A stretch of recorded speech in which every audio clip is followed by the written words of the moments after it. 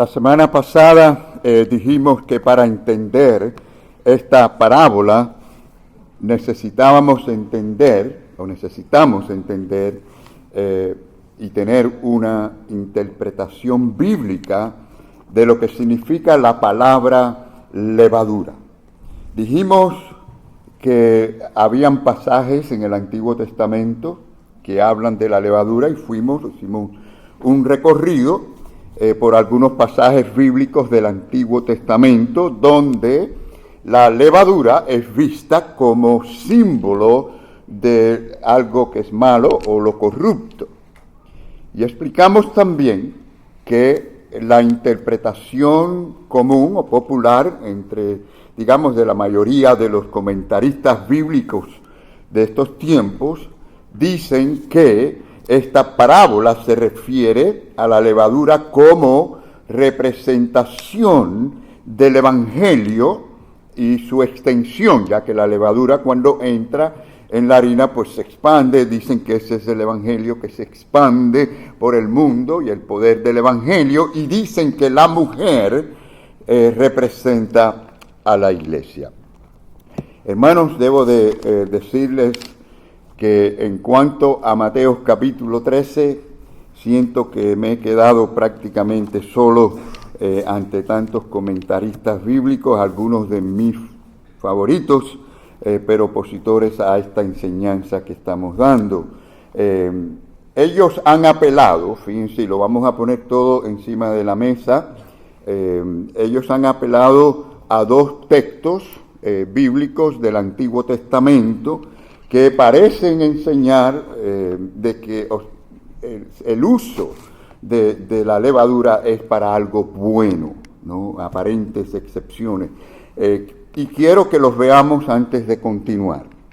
Primero vamos a mirar allí a Levíticos 23, 17, donde dice: de vuestras habitaciones traeréis 2 panes para ofrenda mecida, como hacían en la adoración, cocidos con levadura, como primicias para Jehová.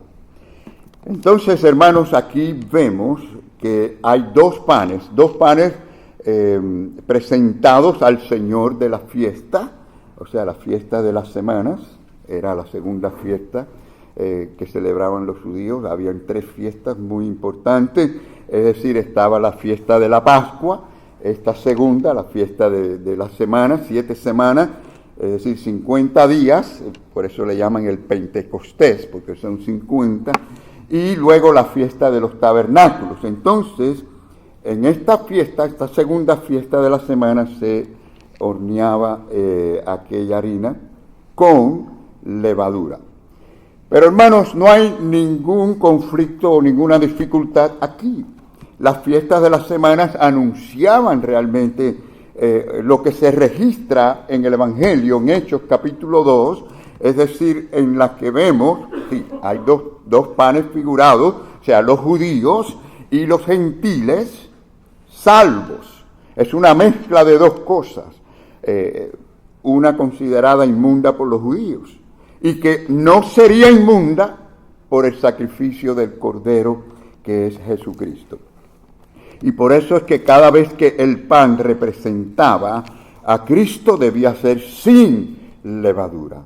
Y siempre que tipificaba a los hombres o al pueblo debía ser con levadura. Ahora, el segundo pasaje pues va a ser hasta aún más fácil para ustedes poderlo entender. Y está en Amós capítulo 4, versículos 4 y 5. Pero vamos a ver el 5 primero, que es donde dice sobre la levadura. Dice así el versículo 5. Y por cierto, quiero que entienda que aquí Dios más bien está reprendiendo al pueblo, a un pueblo que no quiere aprender, no quiere oír, no quiere responder, no quiere obedecer a Dios. Y la reprensión está en un lenguaje de ironía. Y miren cómo dice: ofreced sacrificio de alabanza con pan leudado. Y luego termina el versículo diciendo: eso es lo que ustedes quieren hacer, ¿no? Pues así lo queréis, ¿no? Este es un lenguaje de ironía, hermanos, que significa, como ustedes saben, todo lo opuesto. Cuando usted expresa una ironía, está expresando todo lo contrario.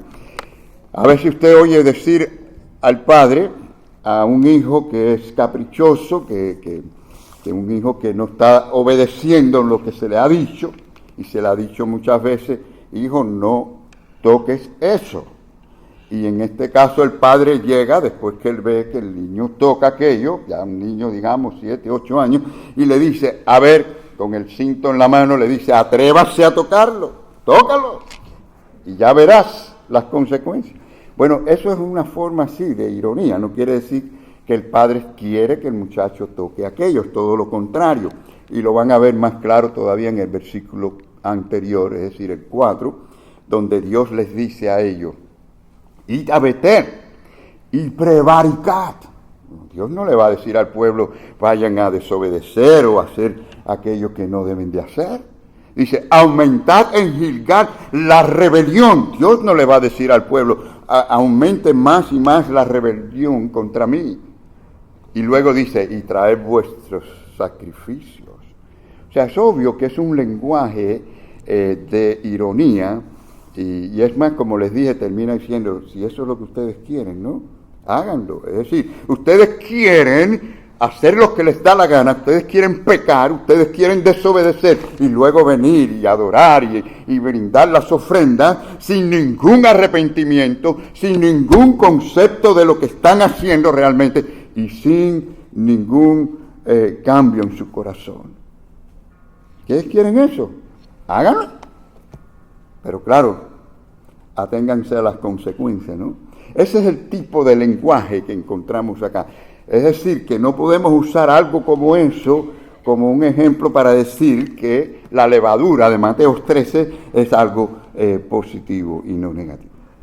Bueno, hermanos, consideremos ahora, y después volvemos a la levadura, pero consideremos por un momento las 3 medidas de harina que aparecen allí. Algunos dicen que estas representan la raza humana, ¿no? Toda la raza humana entre quienes el Evangelio está obrando o donde se predica el Evangelio. Y si es así, hermanos, entonces la harina es una figura de aquello que es malo. ¿Por qué? Porque la raza humana como tal es una raza caída por el pecado. Es decir, una raza contaminada por el pecado original. Así que, y vemos, por ejemplo, que se nos dice con toda claridad, en la primera carta de Juan, dice que el mundo entero está bajo el maligno, refiriéndose a la raza humana. Estamos bajo el maligno. Así que tenemos que dejar que las Escrituras mismas nos expliquen a nosotros los significados. Y quiero que miren este pasaje en el Antiguo Testamento, en Génesis 18. Miren lo que sucedió cuando unos ángeles visitaron a Abraham. Dice la palabra que entonces Abraham fue deprisa a la tienda a Sara y le dijo, toma pronto 3 medidas de flor de harina y amasa y haz panes cocidos debajo del rescoldo. O sea, hizo preparar Abraham para aquellos ángeles que tenían apariencia humana, algo que simbolizaba lo malo, lo corrupto. Claro que no. O sea, Dios no alimenta a sus siervos de aquello que implica el mal. Y si analice por un momento, hermanos, ¿de dónde viene la harina? Fíjense. ¿De dónde viene la harina para el pan? Obviamente no de la cizaña, ¿no? Sino del buen trigo, ¿sí o no? No. Es producto de aquella buena semilla. Entonces aquello que es bueno, es aquello que es saludable, nutritivo, es puro. Eso nunca puede ser una figura de la humanidad caída, perversa, corrupta. Es decir, que las 3 medidas de harina no pueden representar la raza humana. ¿Sabía usted que en Génesis capítulo 18, versículo 6, cuando las 3 medidas de harina fueron preparadas, también se preparó el sacrificio del cordero? Una figura del Señor Jesucristo, es decir, como Cordero de Dios, para limpiar, para purificar. Así, hermanos, es que vemos después en el versículo siguiente a ese, es decir, el versículo 7, que es llamado el becerro tierno, o sea, preparado para esa obra que hizo Jesús en la cruz. Es más, hermanos, si volvemos a Mateo 16, son 3 capítulos después del 13, ¿no es así? O sea, en el capítulo 13 se presenta la levadura, y estamos diciendo que está en línea con lo dicho anterior, habla de la cizaña dentro del trigo y todas estas cosas que van a ocurrir dentro de la llamada iglesia en el mundo. Vamos allí y encontramos en el capítulo 16, yo quiero que ustedes vean, 3 capítulos después, en el versículo 12, como la levadura en la harina significa falsa doctrina. Y el Señor no los va a confundir, no va a decir una cosa en el capítulo 13 y lo opuesto en el capítulo 16. Miren lo que dice el Señor. Entonces se entendieron, hablando acerca de los discípulos, entendieron que no les había dicho que se guardasen de la levadura del pan, sino ¿de qué? De la doctrina de los fariseos y de los saduceos.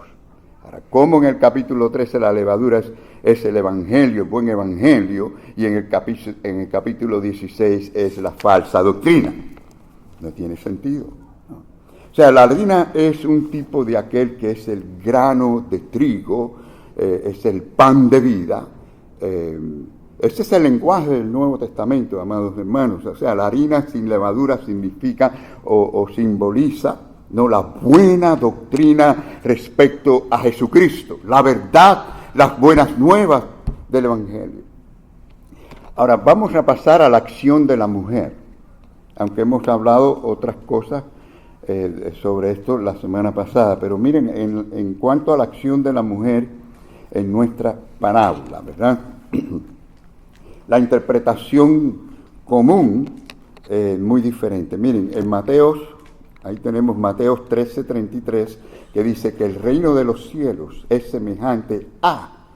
Esto es lo que ocurre aquí en la tierra en el desarrollo del reino de los cielos. Este no es el reino de los cielos en los cielos, sino es aquí en la tierra en su formación en la que está la cizaña dentro del trigo.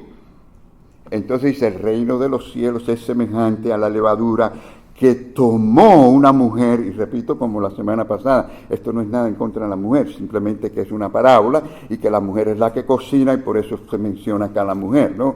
Si lo quieren espiritualizar más, bueno, fue la mujer la que quizás Satanás usó para hacer a Adán caer, pero yo no creo que ese es el enfoque, sino que simplemente está representando algo que no es lo que ellos dicen. Dice la palabra, tomó una mujer, ella lo tomó, no se le dio.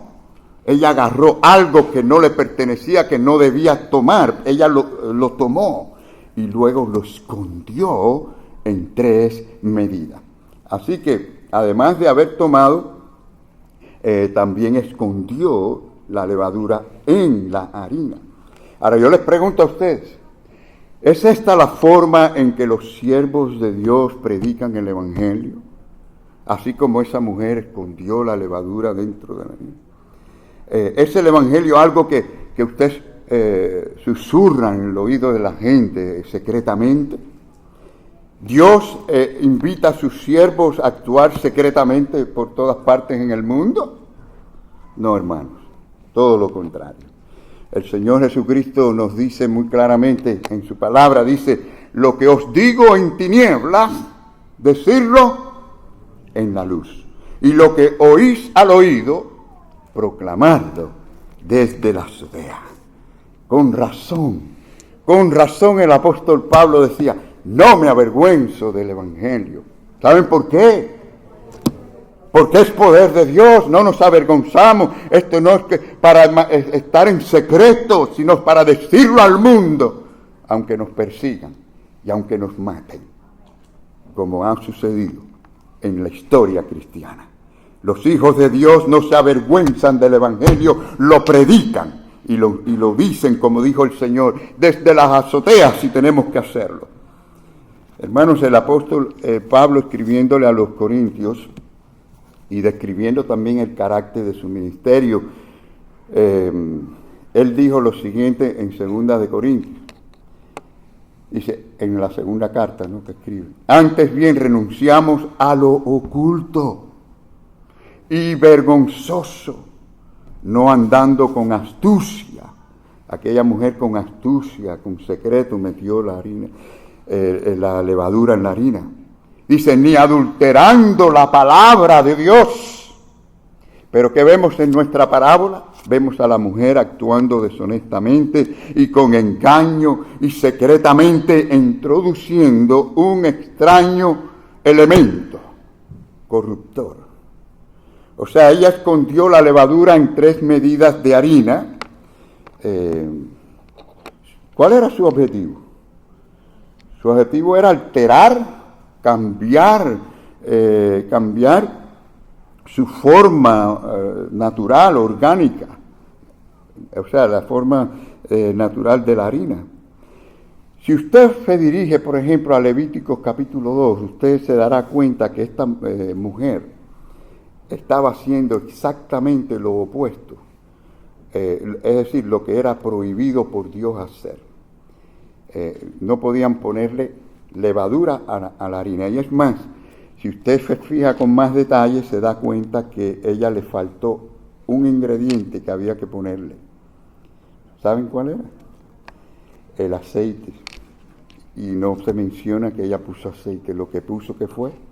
Lo que metió allí fue levadura. Ahora pasemos brevemente a mostrar lo que creemos que es la verdadera interpretación, como estamos haciendo hasta ahora, siempre en el contexto, sin salirnos del contexto, ¿no?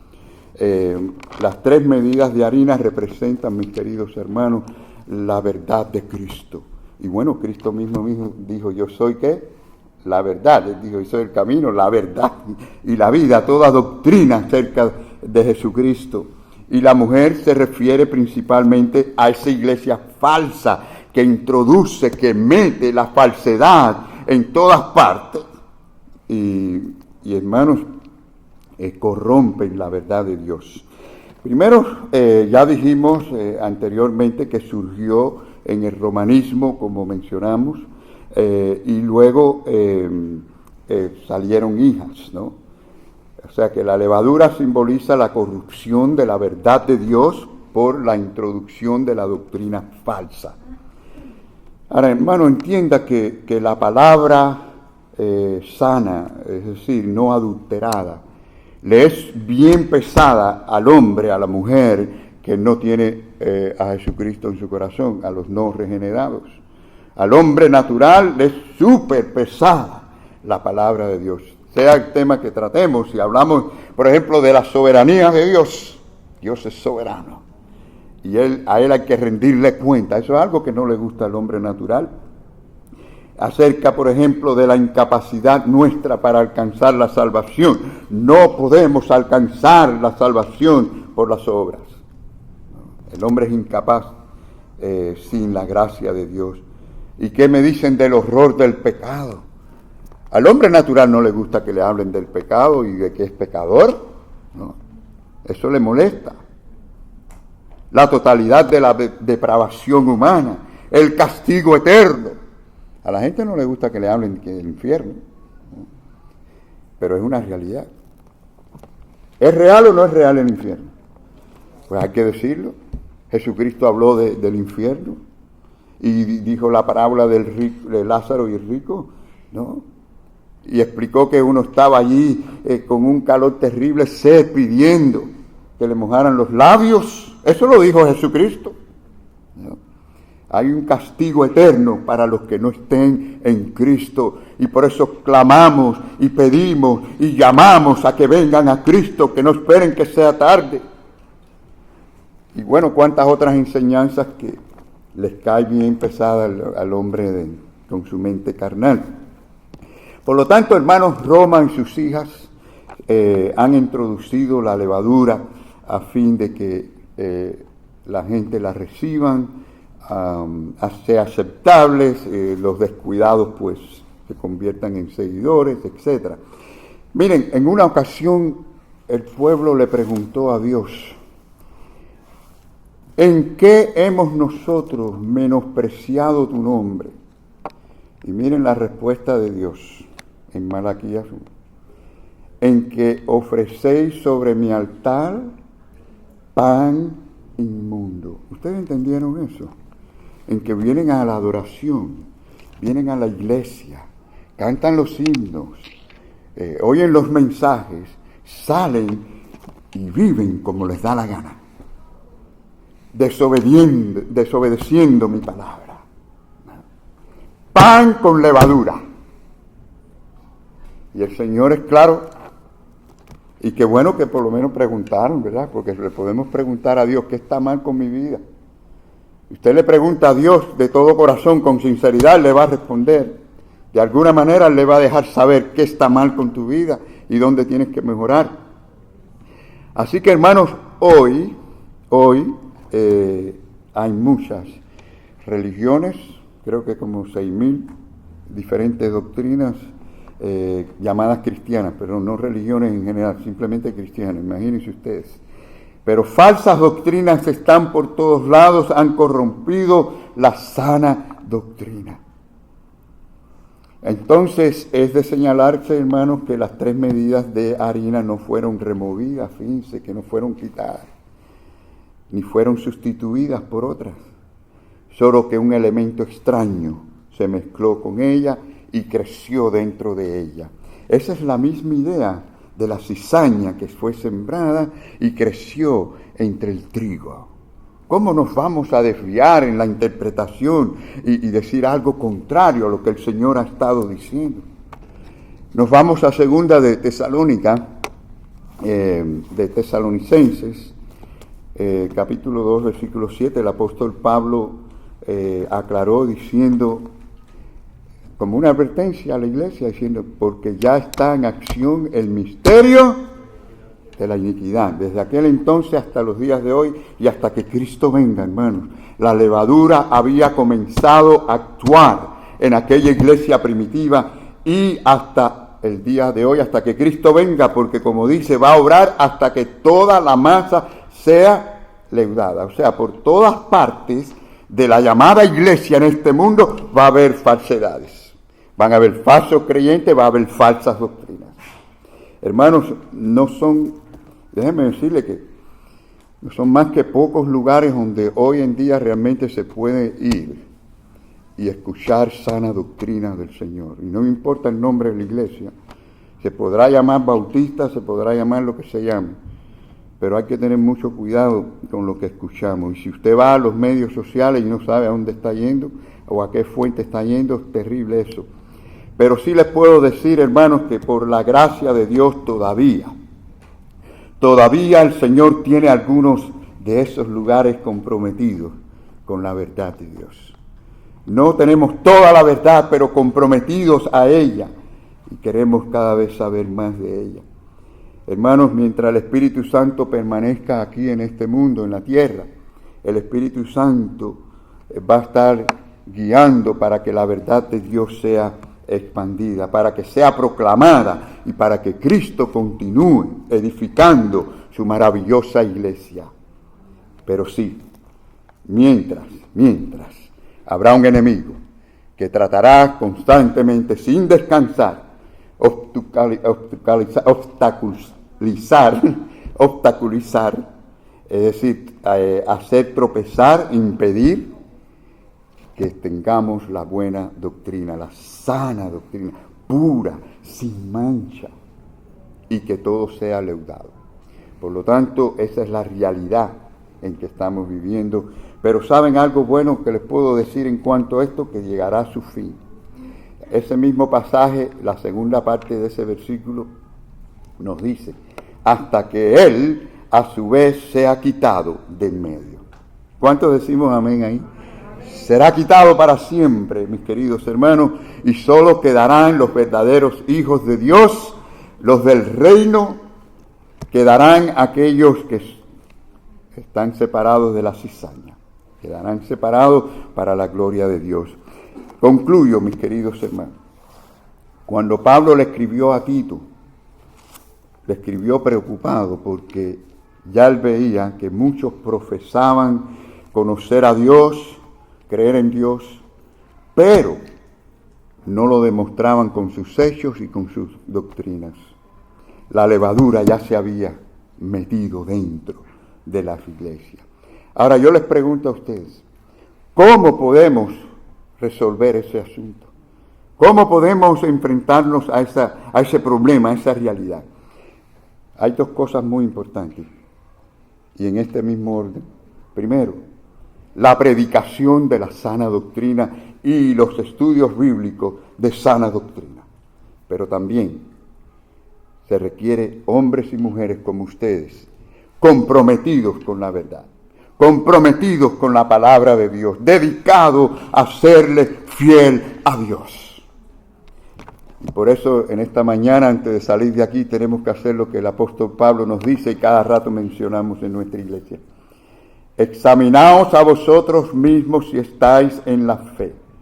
Probaos a vosotros mismos. Somos a veces muy pronto para examinar a otra gente, ¿no es así? Para ver las faltas de otros. Somos rápidos para poder captar defectos por aquí, por allá, errores por aquí, por allá, y juzgar, pero no así para vernos a nosotros mismos. Eso es una realidad, pero la palabra de Dios no nos dice, examina a vuestros hermanos alrededor. No dice eso. Dice, examínate tú. Mírate a ti, examínate delante de Dios con la palabra delante y mira a ver cómo está tu consagración a Dios. Tienes un corazón que da testimonio del Espíritu Santo en ti. Así dice la Biblia, que el Espíritu Santo da testimonio en Romanos 8:9. Amas a tu hermano en Cristo, pero lo amas, te preocupas por el hermano que faltó, te preocupas por el hermano que está enfermo, amas a tu hermano en Cristo. Pues buenas preguntas. Practica la justicia. Esto está en 1 de Juan 3 y en 1 de Juan 2. Has vencido al mundo y estás viviendo para estar consagrado a Dios. 1 de Juan 5:4. No. Hermanos, estas son simplemente algunas preguntas que podemos hacernos, ¿no?, en esta mañana. Lo importante es examinarnos y venir a Cristo ahora. ¿Lo deseas en tu corazón? ¿Lo deseas en esta mañana, querido hermano? ¿Sabes? Cristo prometió venir. Y venir, como acabamos de leer, y quitar al maligno. Y quitarlo para siempre, ¿verdad? ¿Lo creemos? Amén. Su venida está cerca. Yo no tengo duda de eso. ¿Cuántos creemos que la venida del Señor está cerca? Miren, hermanos, esto es una realidad, pero el asunto es este. Ya sabemos que Él va a venir y que viene pronto. El asunto es lo siguiente. ¿Estás preparado? ¿Estás preparado? El llamado del Señor es a prepararnos con la sana doctrina, con la verdad de Cristo. Así que, cristianos todos, a prepararse, porque Cristo ya viene, pronto si viene. Que el Señor les bendiga, hermanos.